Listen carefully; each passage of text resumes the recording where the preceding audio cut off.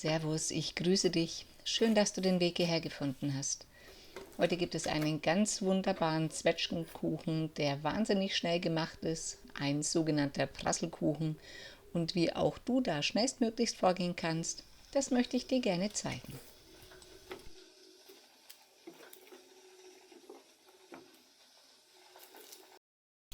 Zu dieser Jahreszeit sind meine Zwetschgenbäume sehr gut gefüllt, deswegen ernte ich mir in etwa 2 Kilo.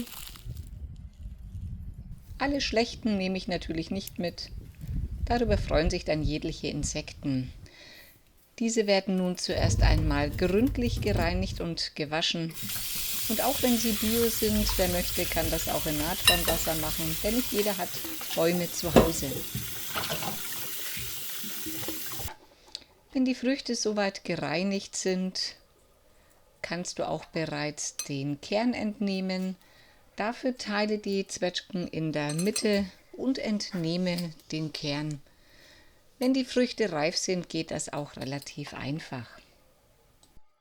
Dabei kann man auch die letzte Kontrolle machen, ob nicht doch noch irgendwelche sehr schlechte Stellen mit dabei sind. Wie gesagt, diese bitte entsorgen und auf den Kompost geben. Dann kannst du dir auch bereits deinen Blätterteig auf dem Backblech bzw. Backpapier richten und rolle dir die Ränder ungefähr 1 cm. Für die Puddingcreme benötigst du 100 Gramm Frischkäse und gibst dort 2 großzügige Esslöffel griechischen Joghurt oder einen 3,5%igen Joghurt deiner Wahl dazu. Nun geben noch ungefähr 15 Gramm Vanillezucker, was in etwa einem Päckchen entspricht, und natürlich eine Prise Salz, denn zu allem Süßen gehört auch etwas Herbes. Und für die Vanillecreme benötigst du natürlich ein Päckchen Vanillepuddingpulver, Vanille. Die Zutaten vermengst du nun miteinander, solange bis du eine glatte Masse hast.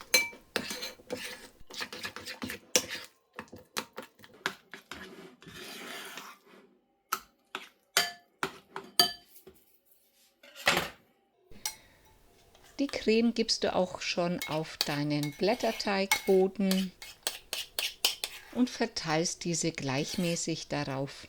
Du kannst natürlich auch einen Teigschaber nehmen, je nachdem, wie du dir leichter tust. Zu sehen ist bei mir beides.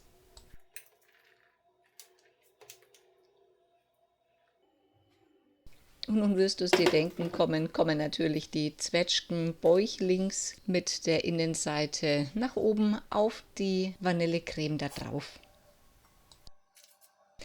sodass sie einigermaßen gleichmäßig verteilt sind, genauso wie du es bei mir sehen kannst. Die restlichen Zwetschgen werde ich mir an anderer Stelle herzhaft schmecken lassen. Und was wäre ein Kuchen ohne richtig Streusel? Deswegen machen wir uns jetzt auch noch die Streusel. Dafür benötigst du 100 Gramm Weizenmehl. Dort gibst du 60 Gramm Zucker und 15 Gramm Vanillezucker hinein. Und zu guter Letzt 75 Gramm weiche Butter. Und natürlich eine Prise Salz, denn zu allem Süßen gehört auch etwas Herbes. Die trockenen Zutaten verreibst du am besten mit den Fingerchen. Ich drücke dafür den Daumen in die Butter und drapiere das Mehl immer wieder darüber, genauso wie du es bei mir sehen kannst.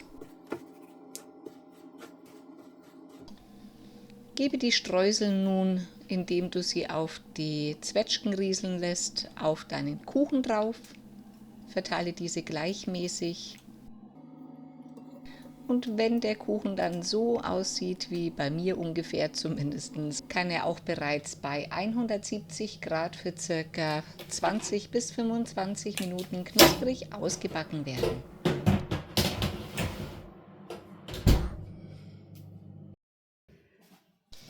Und wunderbar wohlig Duft kommt der Kuchen aus dem Backofen raus und darf jetzt erst einmal auskühlen.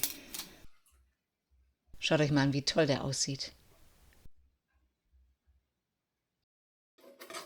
Und nach dem Abkühlen schneiden wir sogleich ein Stückchen ab und er ist super saftig, knusprig von außen, mit dem ganz besonderen Geschmackserlebnis der Pflaume und des Vanillepuddings.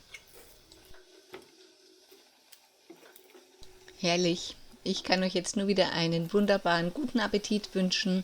Viel Spaß beim Nachbacken. Lasst es euch gut gehen. Bis demnächst. Pfiat's euch!